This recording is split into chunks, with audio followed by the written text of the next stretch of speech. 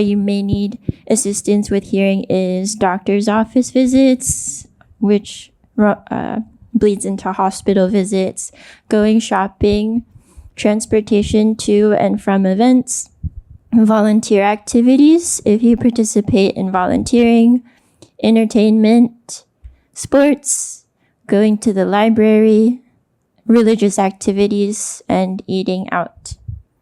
And then there's interacting with your family and interacting in your home environment, which again includes talking on the phone, paying your bills, watching TV, which I had heard as a challenge in the past, playing games, doing chores, using the computer, and also safety.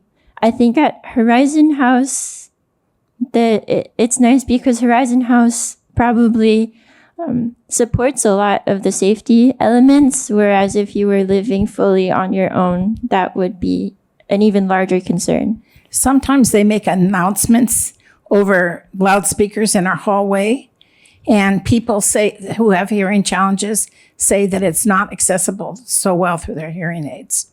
So there are announcements that are made, like if an alarm goes off, right, that are not clear.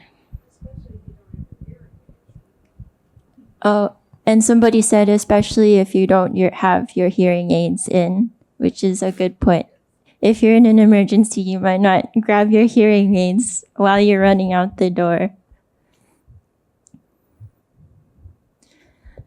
And so how does hearing loss affect your well-being?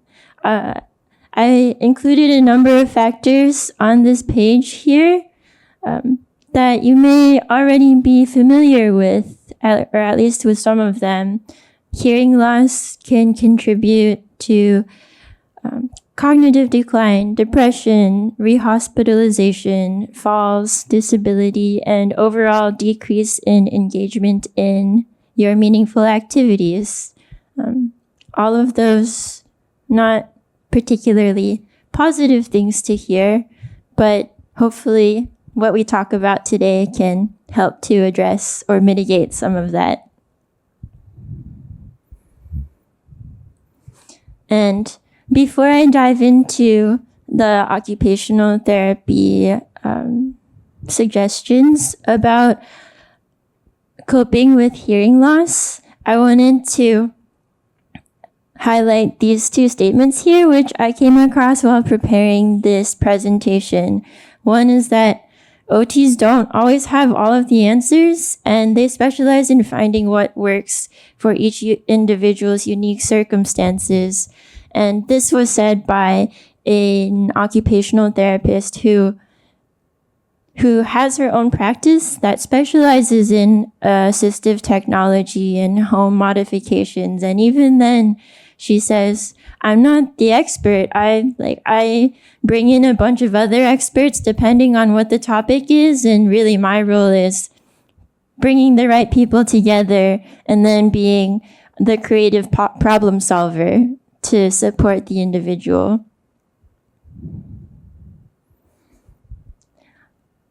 So let's talk about some no-tech strategies for adapting to hearing loss. And these focus on adapting to what's going on, adapting what's around you and educating the people who are around you so that they can help you adapt. So I'll be talking about environment adaptations and also communication strategies.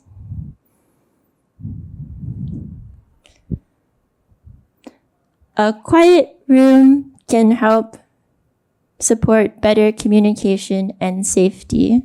Does that make sense, or has that been your experience? I'm seeing some nods. Yeah. So it's almost like one way for adapting to hearing loss is by turning up the volume. A lot of people will turn up the TV volume way up high so that they can hear it. And that works to a point because you're changing the difference in volume between the background noise of the room, whatever that may be, and the noise that you want to hear. So raising the TV volume is one way to do it, but also lowering the background noise of the room is another way to achieve the same effect.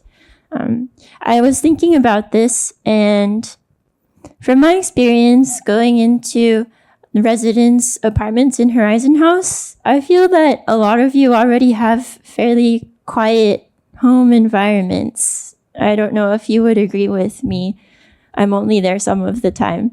But so maybe this concept might apply more to when you're attending a meeting or when you're out in the community.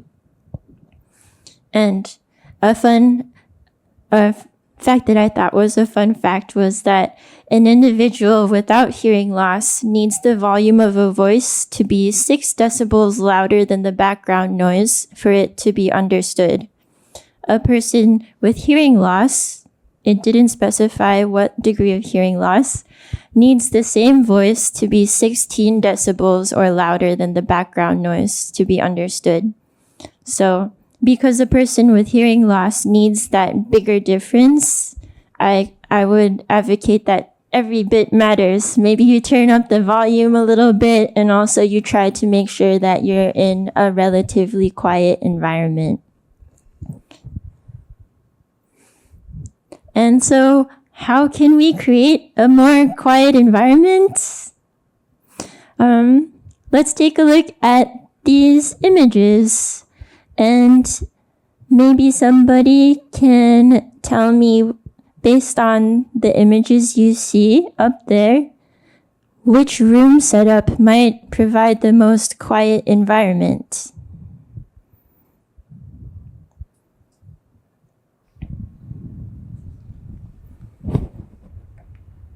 Well, it would seem to me it's the fellow sitting on the couch. Okay, the fellow sitting on the couch. Can you tell me why, briefly? Well, I think the sound is probably absorbed by that couch. And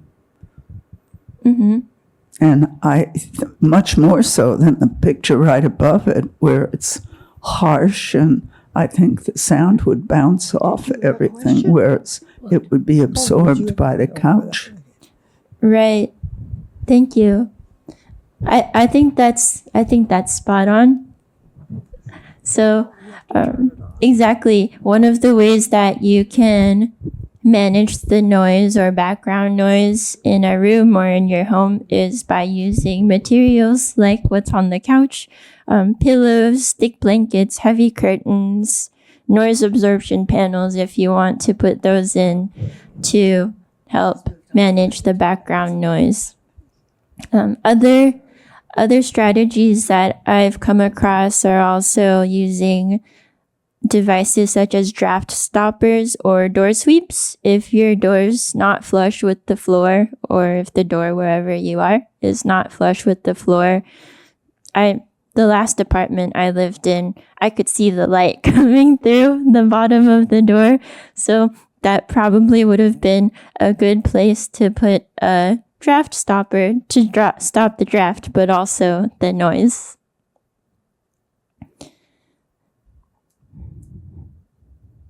You're explaining in part some of what we have in our places that we don't appreciate. Sure. So we definitely have those under our doors. Yes, there's a hand back there. The biggest source of noise in my apartment is the freeway. I'm in the old Central Tower. So any of us that are in D and E apartments, and for all I know, apartments around the corner too. But I like to have the windows open, but I have to tell you, it's both dirty and it's really noisy. You know, the planes going overhead at night, if I have my bedroom window open, sometimes wake me up. So it's a noisy environment, particularly on the freeway side of the building. Thank you for sharing. Yes, Nancy.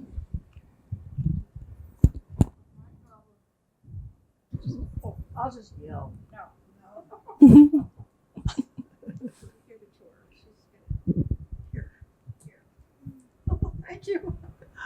Yeah, my problem is I can turn the TV up all, to 80 or what, and it's louder, but it's not any clearer. Okay.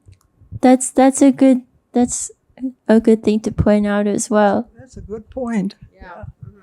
Yeah, maybe as it gets louder, it reverberates across your room more and starts getting muffled. And back to what you had shared about the freeway sound as well. Are there strategies that have worked for you out of curiosity? I have to shut the windows. I mean, it makes a huge difference.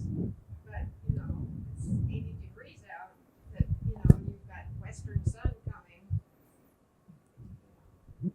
Yeah, I can shut the windows. And actually, if I have people there, like somebody was visiting me in the middle of the day, I just actually shut the windows so we could hear each other. Right. But as soon as she left, then I opened the windows again. Right. Thank you. I see one more hand. Would drapes help in that circumstance? Theoretically, yes. From my understanding, because it would help to absorb the noise, similar to what you had mentioned about the couch. But I would be afraid that, not much. They would help, but the freeway and the airplane still prevail. It's the range of the decibels. Mm-hmm.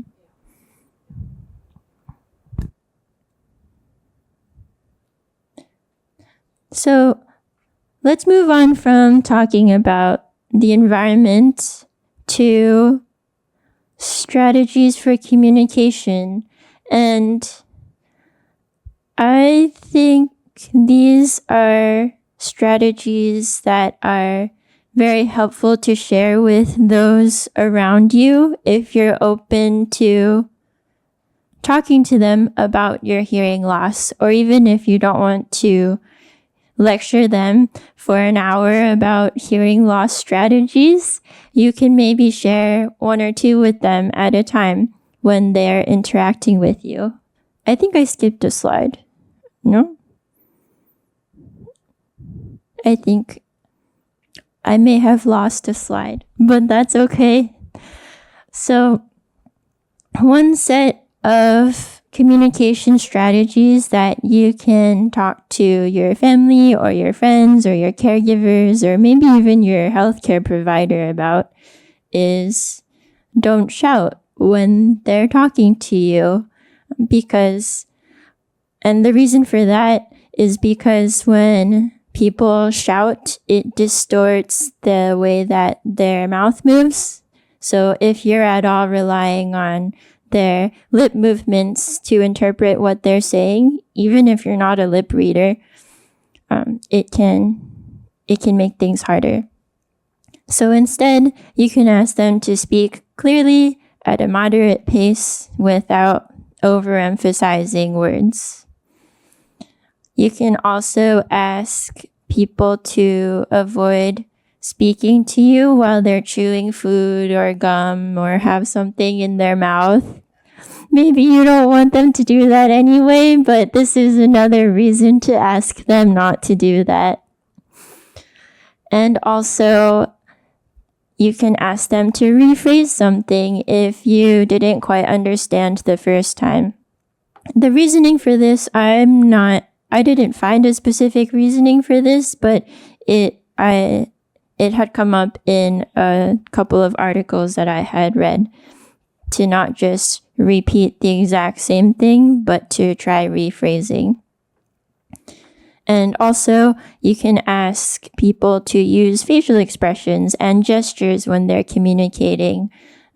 That all plays into having more than just the audio and the words to rely on when you're communicating with them. Because maybe if you can hear them 90% of the way, the facial expressions and the gestures and the lip reading can get you the rest of the 10%. And another strategy to use is to give clues when changing subjects, or just say new subject.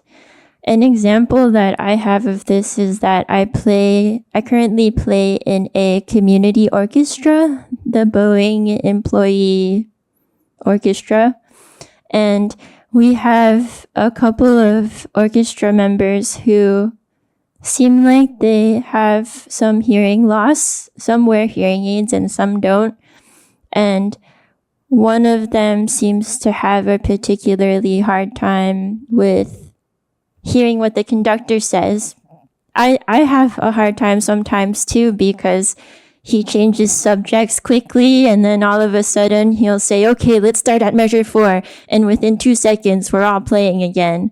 And that's not very much time to understand. And if you had lost track, you don't know where we're starting. So I think saying, okay, new subject, let's start playing again at measure 4, that could be helpful. I think I saw a hand.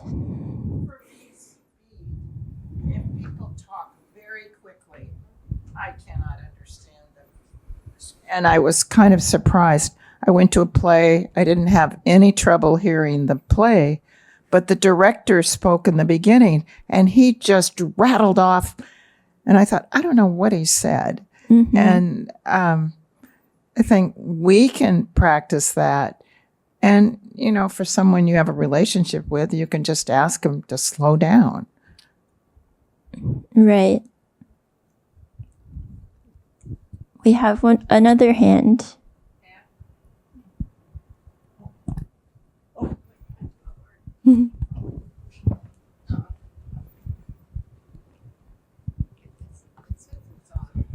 It says it's on. It is on. There's no red light, so who knows? Mm-hmm. My number one thing, which I would put 1, and you don't even have it on the list, is I make it very clear to people they first have to get my attention, and if they speak to me and they're not speaking to my face, which of course my hearing aids are face forward, basically, even though there's something on the back, I don't hear them. I mean, so if they're talking to me and they're walking away, they might as well be talking to Timbuktu. Because anyway, so that's my number one thing is first get my attention and then make sure I'm facing you and vice versa. Number one, before any of this other stuff. And I mean, so you see me maintain eye contact, but that's not the same thing. Right. So anyway, that I'm surprised that's not on your list. So anyway, there you go. Thank you for sharing that. I think that's a good point. That's a good strategy that I try to implement at home with my husband too. If I say his name first and wait for his response, then I know he can hear me.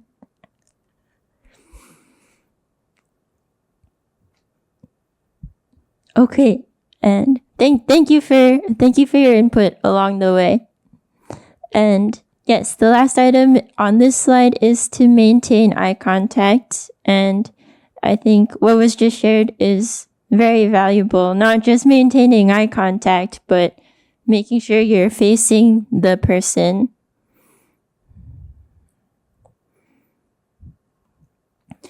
And here are a few more strategies.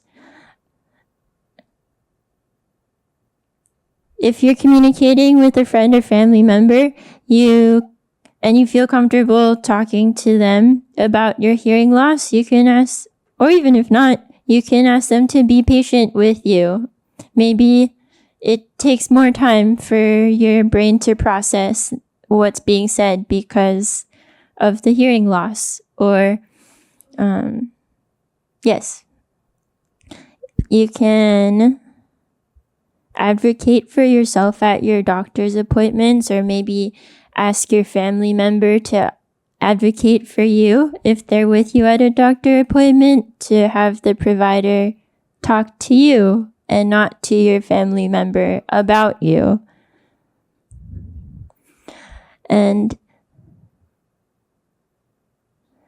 the next item, show respect to help build confidence and have a constructive conversation. I think that goes hand in hand with the previous item to the previous two items, to have patience to interact with the person with hearing loss and interact with them so that they can be participating in the conversation. And then trying to maintain a sense of humor about it. It's, having to cope with changing abilities is not always fun. But try not to be too hard on yourself about it. And the item I added at the bottom here to this list is try to share with your friends and family members and caregivers to try to have exercise that patience and not say never mind if they said something one time you didn't understand it and they just say never mind.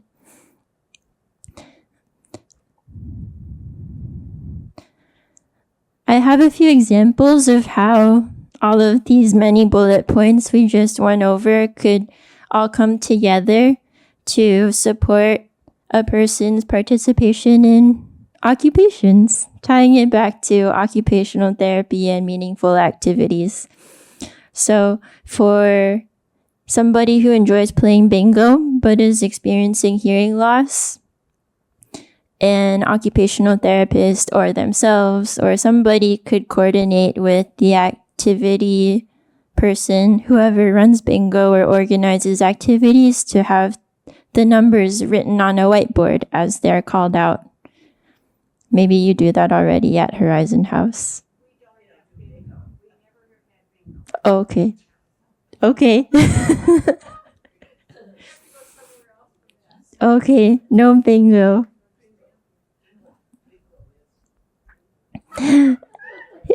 Another activity. No bingo here. I think you have a dining room here and you eat meals.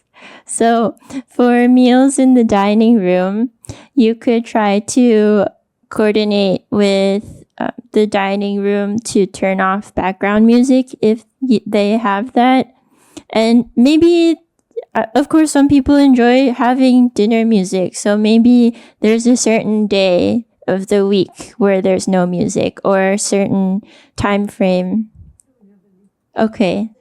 They used to have it, but they've turned it off now. Okay. We've talked to them. So. Good. And along those lines of background noise, if the dining room gets really busy at, 6 o'clock, maybe you try going at an earlier time or a later time. I saw a suggestion to have dinner with people who have deeper voices because that's where you can hear, those are the voices you can hear more easily. So maybe that's a time you choose your friends. Just kidding. But it's something to think about. And to try and sit away from the extra busy areas of the dining room. And then in terms of religious services, if it isn't already offered, perhaps having the sermon notes or whatever is being shared that day printed out so that you can supplement what you're hearing with what you see on the printed notes, and to ask for a seat near the front.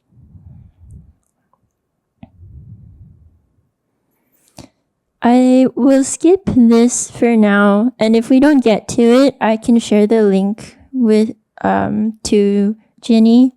It's a hearing loss simulator, so that I thought it wouldn't work particularly well here in this situation, but maybe you can share it with your family members so that they can have an idea of what having mild, moderate, or severe hearing loss sounds like.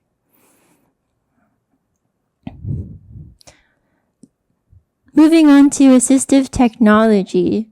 So hearing assistive technology is essentially encompasses devices that are designed for people with hearing loss to enhance or substitute sound.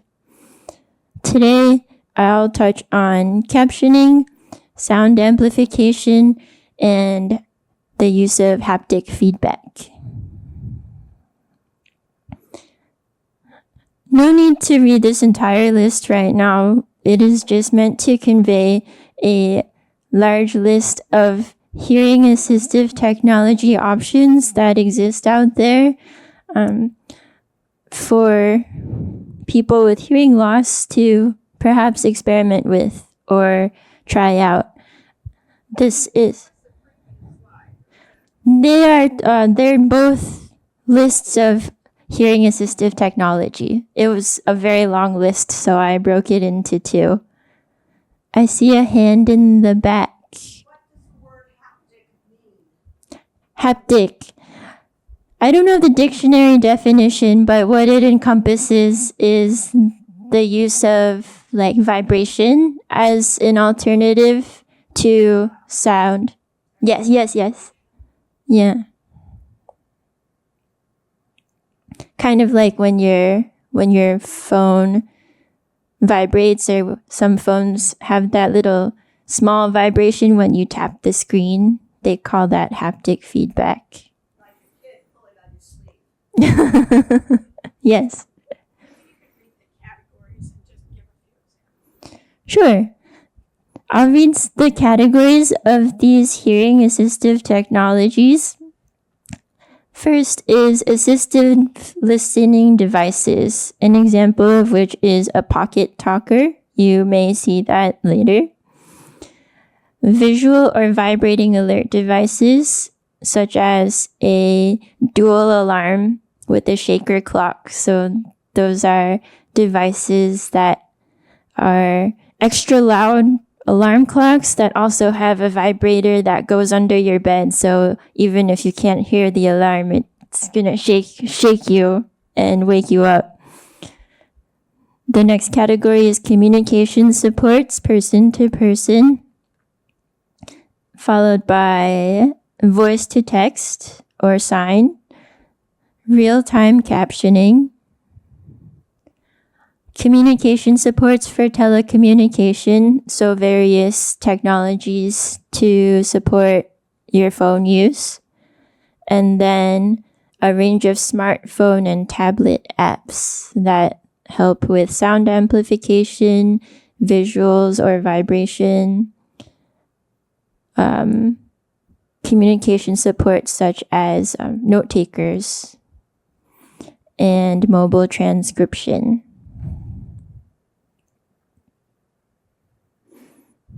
And I will show a few of those in a few minutes.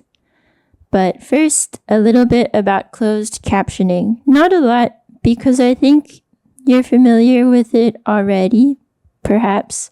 But the most common existence of closed captioning, I think, is closed captioning on your television. So there's closed captioning on TVs that you can turn on and off on your TV settings. There is closed captioning on many online videos now, if you know where to find the button that turns it on. And again, captioning can help as a supplement, even and not necessarily as something to fully replace hearing. Like I mentioned earlier, maybe if you have captions, you still need to turn the TV volume higher than you used to, but not quite as high.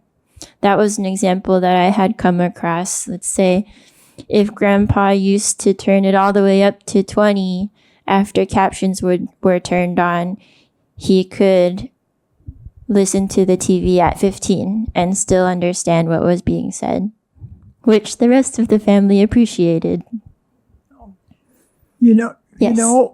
Since they changed the TV boxes that we've got, and we have new handheld things to change the channels, if you want closed caption, you can push the microphone picture and it'll ask you, and you can say turn on closed caption, or if you don't want it, you can also say turn it off.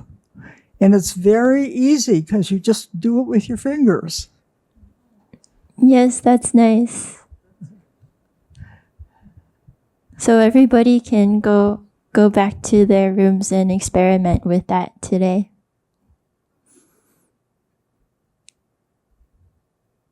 Thank you for sharing. I think that's really nice because otherwise you have to dig through the menu, the TV menu, and know what section to go into and maybe find it or not. So being able to push the button and say turn captions on or off is very convenient.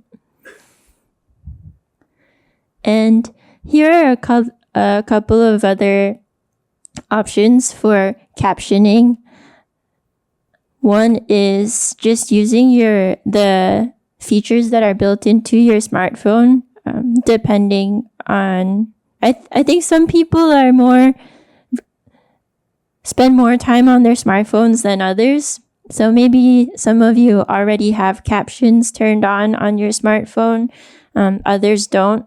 But increasingly, smartphones are having that capability for captioning just built in. You have to turn it on, but now in the newer products that I saw, if you turn on captions, there are a range of settings for what you do and don't want captions for.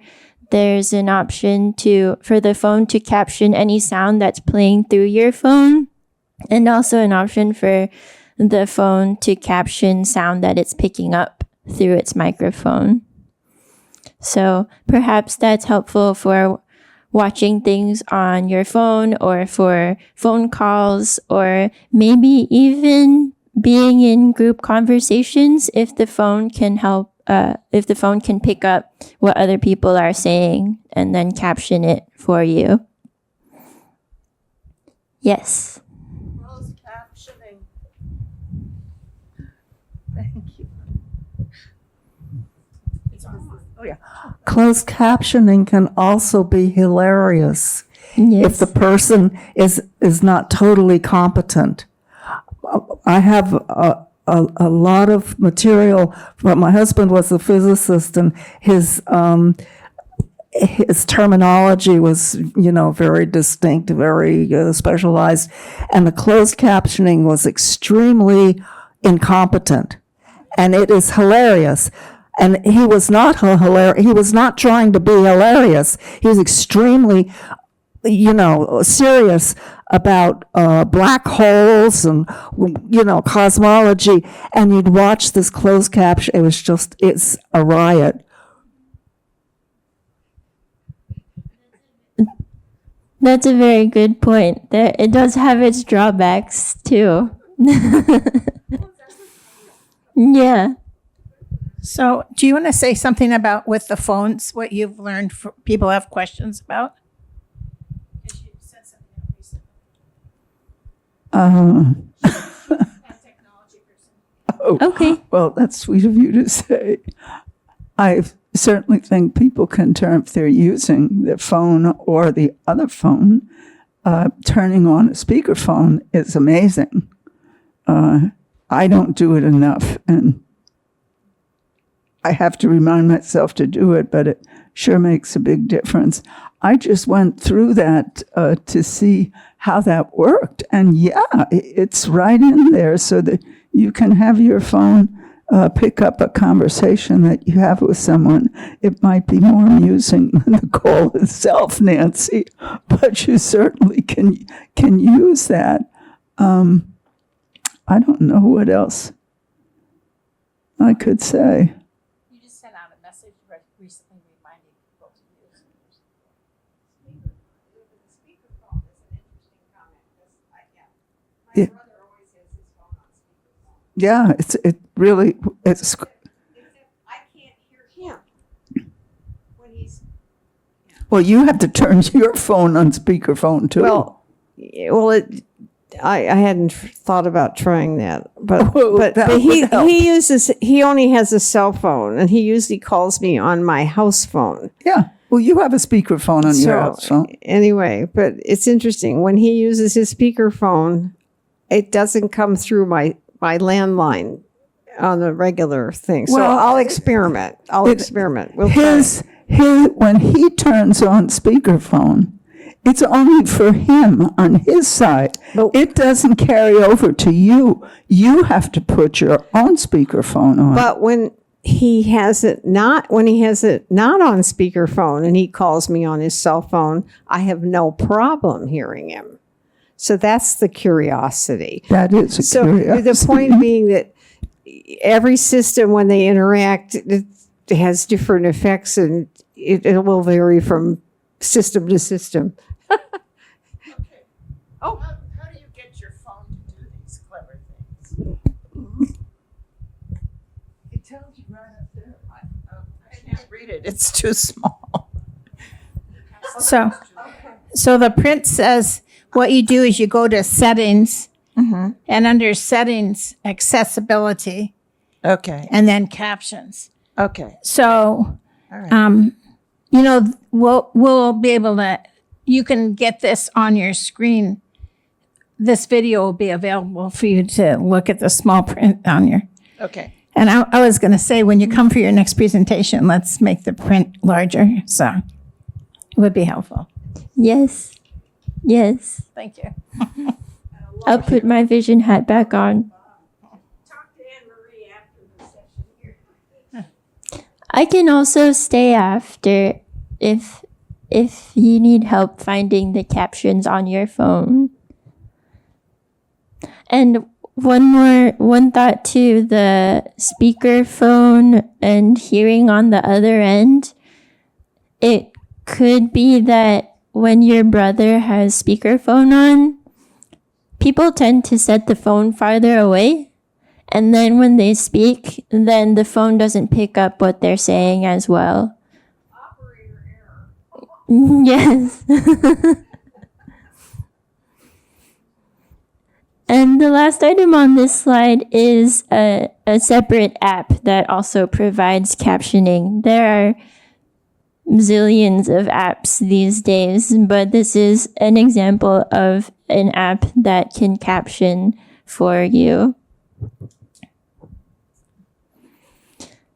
I wanted to talk to you about the Washington Assistive Technology Act program.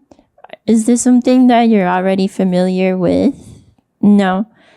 Basically, the short description is that there is federal funding allocated to each state to provide people with disabilities access to assistive technology. In Washington, it seems like this program is in a way affiliated with the University of Washington. Just fun fact, I guess, that it's affiliated with University of Washington. But why I wanted to share this program with you is that among the services they offer is a device borrowing program. So if you go onto their website, there are quite a few types of assistive technology that they have available for you to borrow through their program. I believe it's for 3 weeks at a time. There's a small fee associated depending on the item, maybe $10 or $20.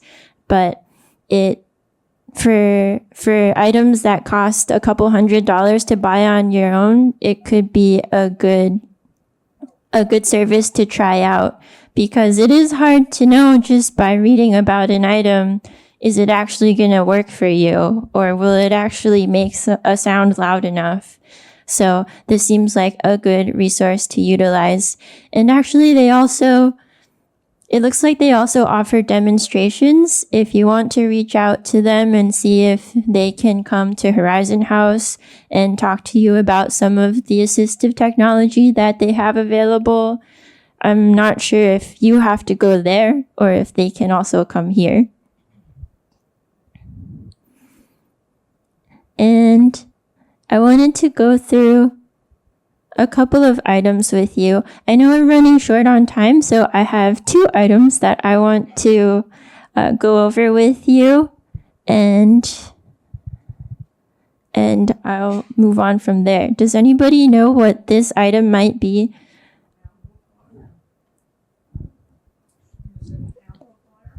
Oh, an amplifier, somebody said. Yes, it is an amplifier. So this device plugs into your landline phone to amplify the sound so that you can hear it better.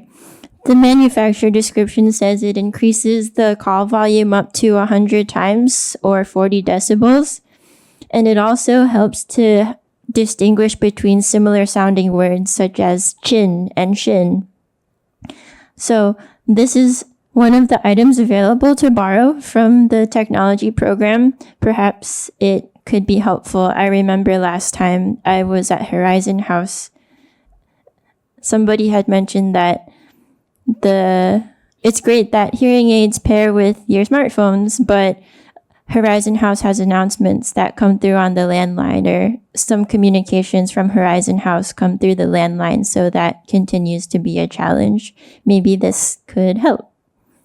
Is that something you purchase or have to get it from them? You can purchase it.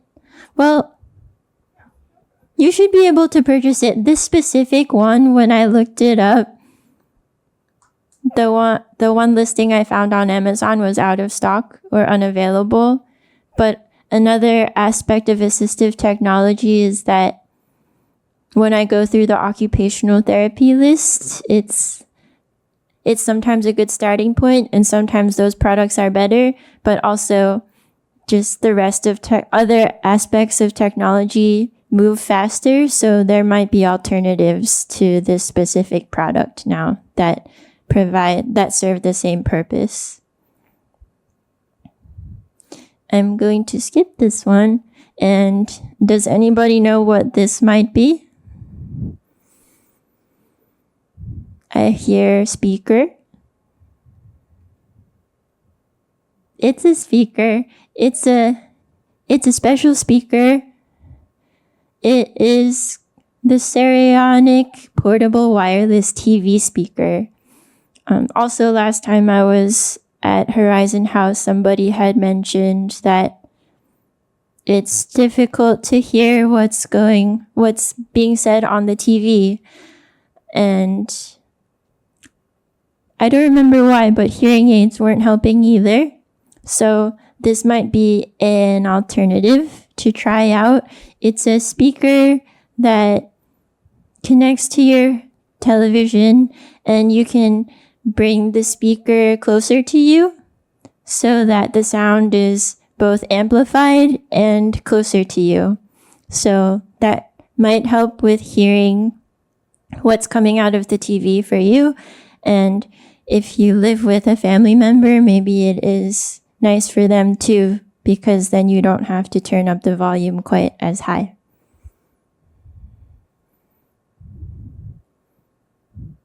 And this also is available for borrowing from the Washington Technology Program. And I'm going to skip this one as well. Go back. So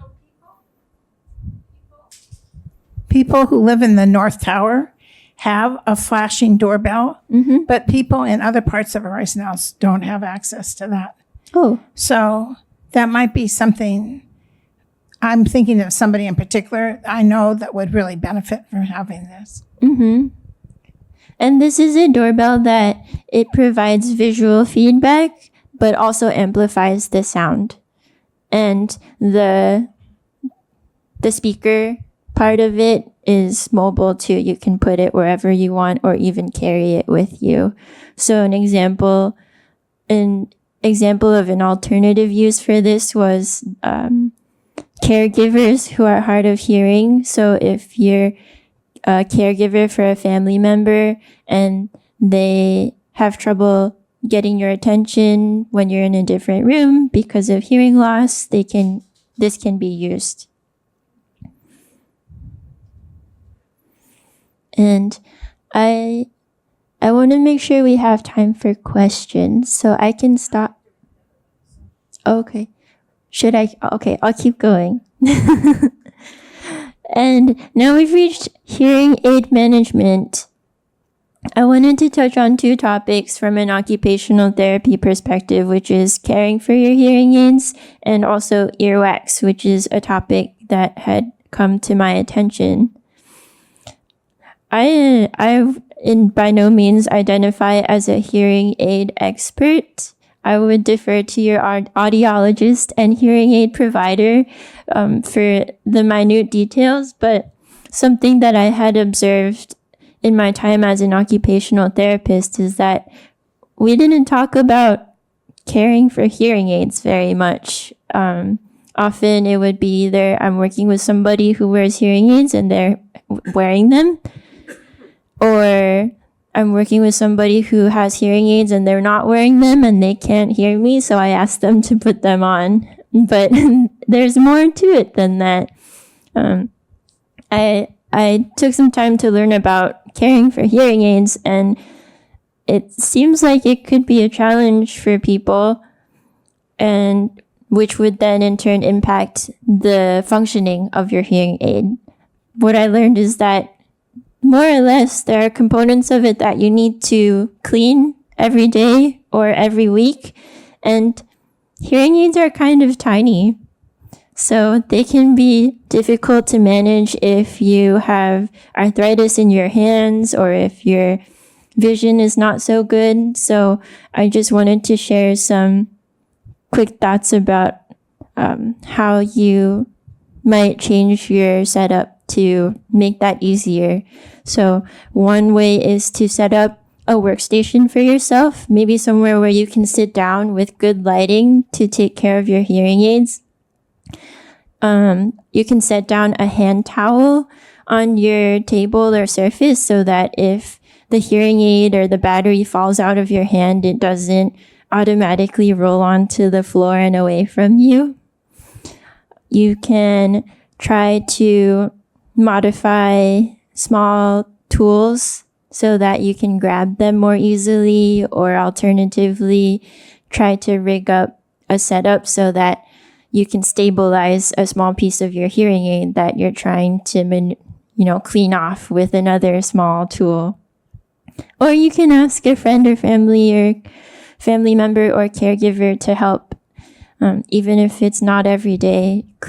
Giving them a good cleaning once a week should help. Yes, question? Comment?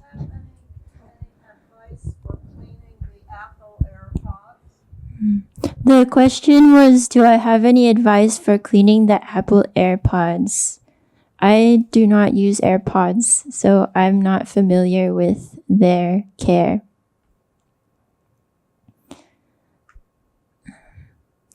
The next topic is a little bit about earwax, which I heard can be a challenge.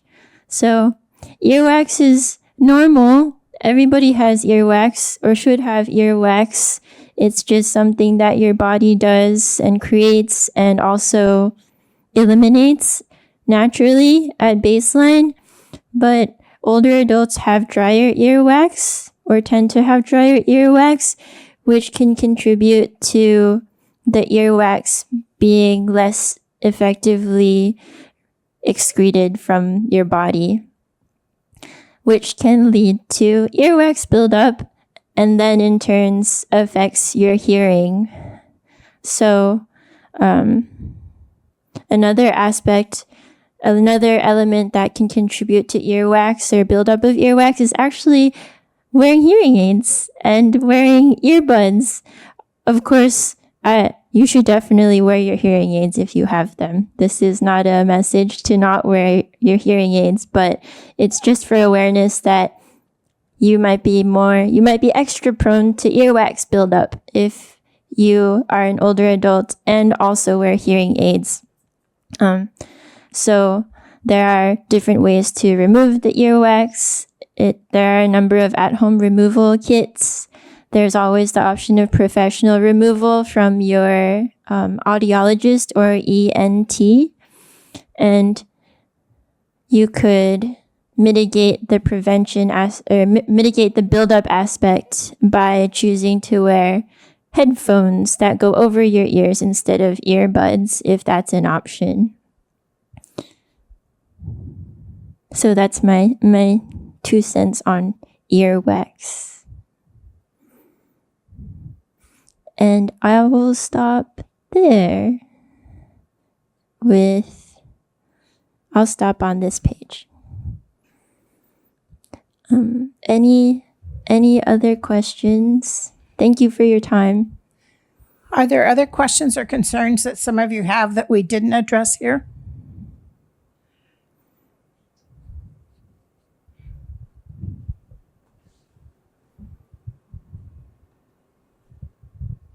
Thanks. How useful are noise canceling headphones? That is a good question. I did not come across any information specific to noise canceling headphones. The reason we're asking is some of us hearing we have.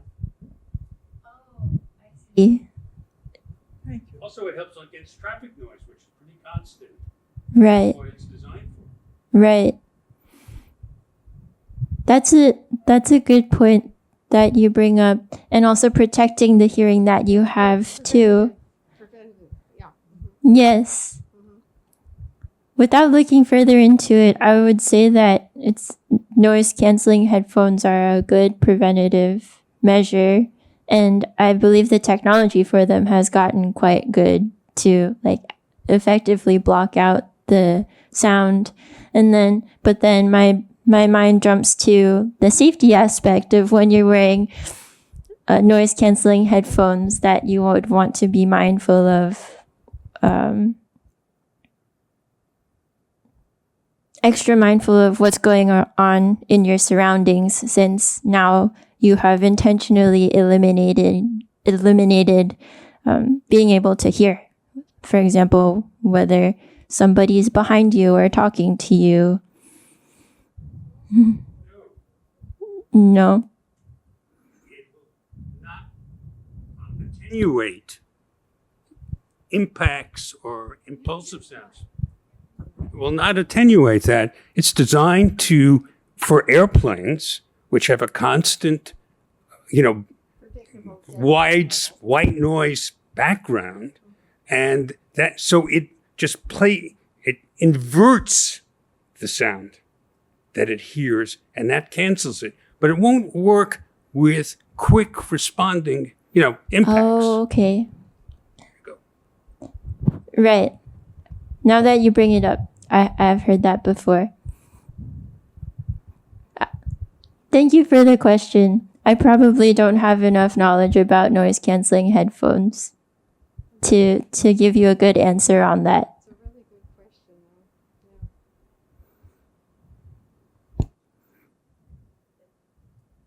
though. Okay. Thank you very much for coming and being with us today.